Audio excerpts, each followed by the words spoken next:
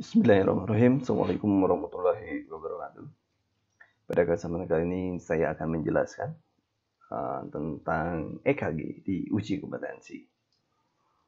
EKG ini sangat menentukan karena walaupun soalnya kadang muncul satu atau dua, tapi ini sangat menentukan. Bagaimana kalau soal Anda benar 86 itu tidak kompeten. Anda. Tapi kalau misalkan benar, gara-gara benar EKG Anda benar, maka Anda bisa benar dan bisa kompeten.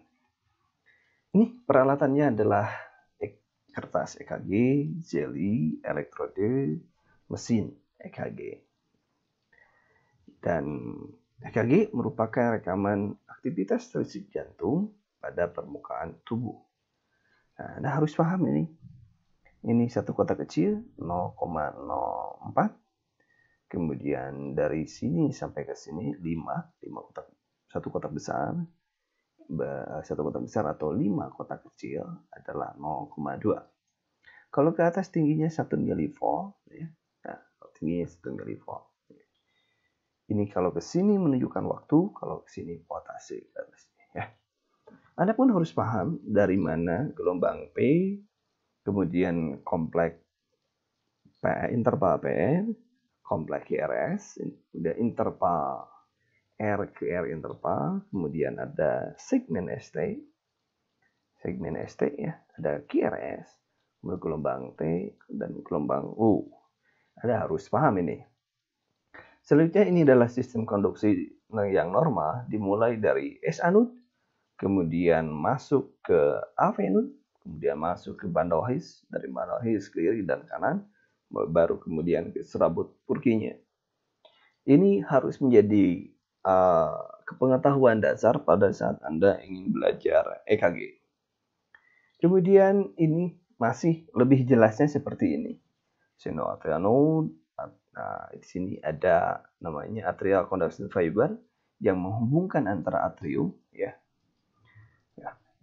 Arterioventricular dan bundle his, cabang kiri dan kanan, dan selaput Purkinje atau Purkinje fibers.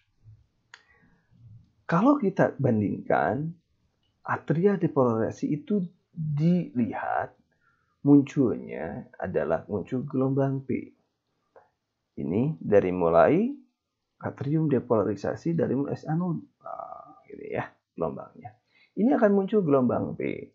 Gelombang P ini merupakan gambaran aktivitas atrium.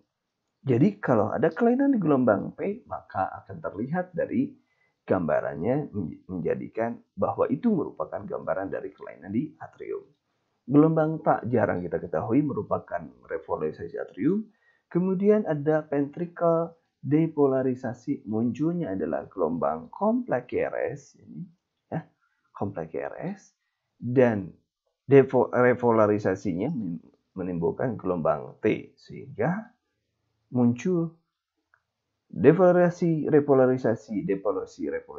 Jadi gelombang P menunjukkan atrium, kompleks QRS menunjukkan ventricle.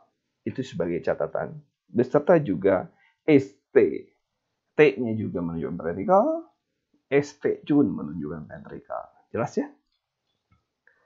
Nah, ini tadi sudah dijelaskan, gelombang P menunjukkan kompleks QRS. Ini ya, sudah sangat jelas. Nah, ini kapan kita melihat gelombang P ini? Kompleks QRS batasnya dari awal gelombang Q sampai dengan akhir awal gelombang S. Ya. T dari mana? Nah, ini ya.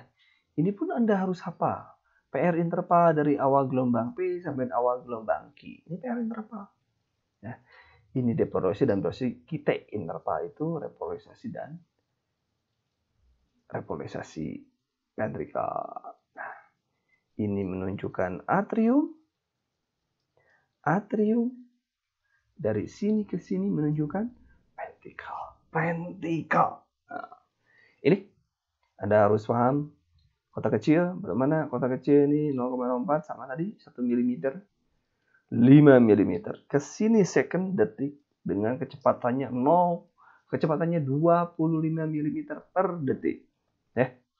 Kecepatan normal adalah 25 mm per detik. Jangan lupa. Itu jangan lupa.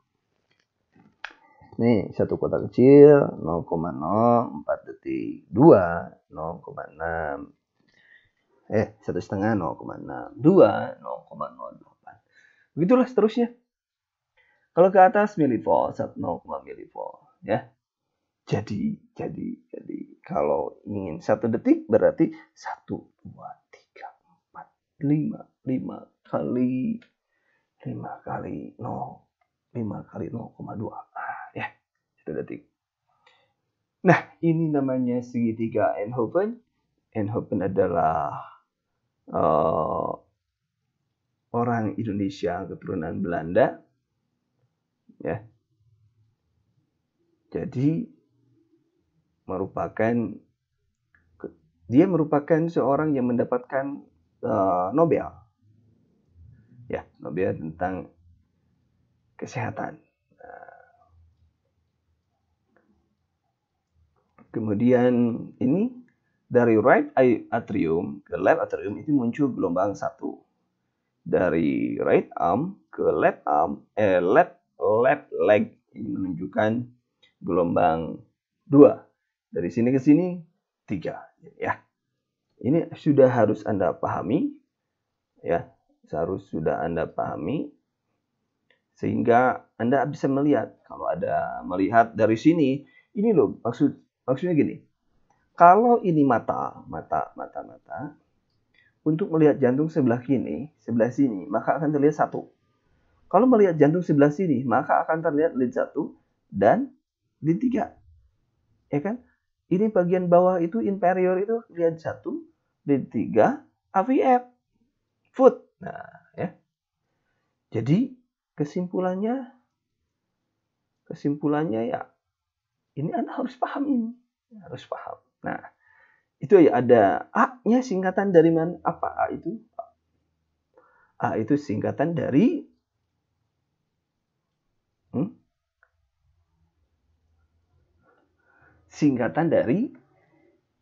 augment atau yang diperkuat.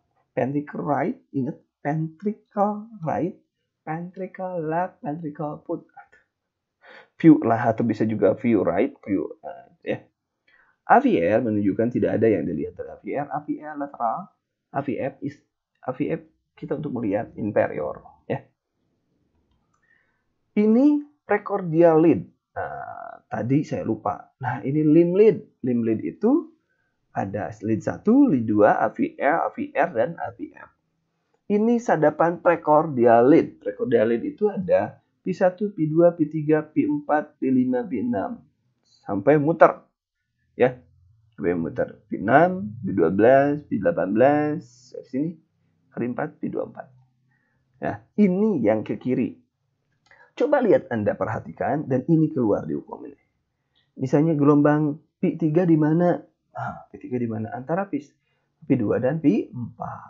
P4 di mana? Mid clavicula intercosta ke-5. P6, P5 di mana? Anterior garis axillaris di intercosta ke-5.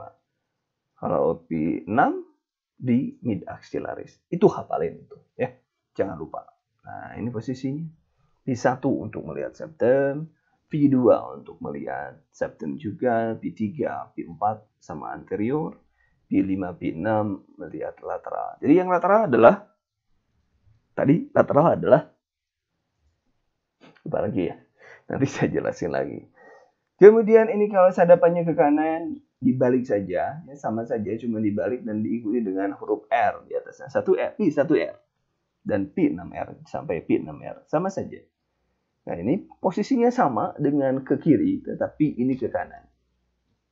Ya, sama P1R, intercosta yang keempat, di sternum, dan lain sebagainya. Ya, sama saja. Ini kalau memasang 2 kabel, R4 di RA, right arm, left arm, dan left leg. Kalau 5, right arm, left arm, LR, RR, P1. Nah, ya. Ini cara membacanya harus ini. harus Anda pahami. Right? Rhythm, red, PW, gelombang P, interval PR, QRS, kompleks QRS, segmen ST, gelombang T, gelombang U, dan durasi QT. Anda harus paham itu. Satu persatu nanti kita pelajari. Ya. Gelombang EKG normal. Ya, gelombang EKG normal. Tapi akan saya lanjutkan untuk sementara sampai di sini dulu. Dan untuk yang kedua, nanti akan saya masukkan tentang gelombang EKG normal. Demikian dulu dari saya. Terima kasih. Assalamualaikum warahmatullahi wabarakatuh.